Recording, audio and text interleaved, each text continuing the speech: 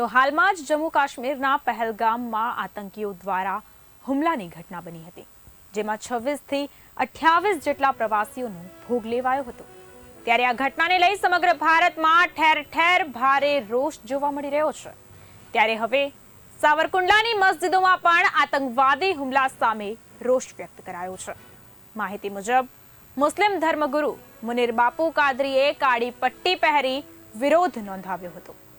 મહત્વની બાબત છે કે મસ્જિદોમાં નમાઝી ભાઈઓએ કાળી પટ્ટી પહેરીને આતંકવાદી કૃત્યને સખત શબ્દોમાં વખોડી કાઢ્યું છે।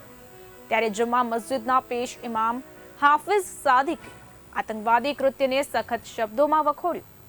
તો વધુમાં આતંકવાદીઓ સામે એકજૂથ થઈને સરકાર નક્કર પગલાં ભરે તેવી માંગણી પણ કરવામાં આવી છે। આ સાથે જ જણાવવામાં આવ્યું છે કે ઇસ્લામ ધર્મ એકતા અને ભાઈચારાના સંદેશમાં માને છે। ત્યારે આતંકવાદના વિરોધમાં સાવરકુંડલા સમસ્ત મુસ્લિમ સમાજે કાળી પટ્ટી ધારણ કરી વિરોધ નોંધાવ્યો હતો।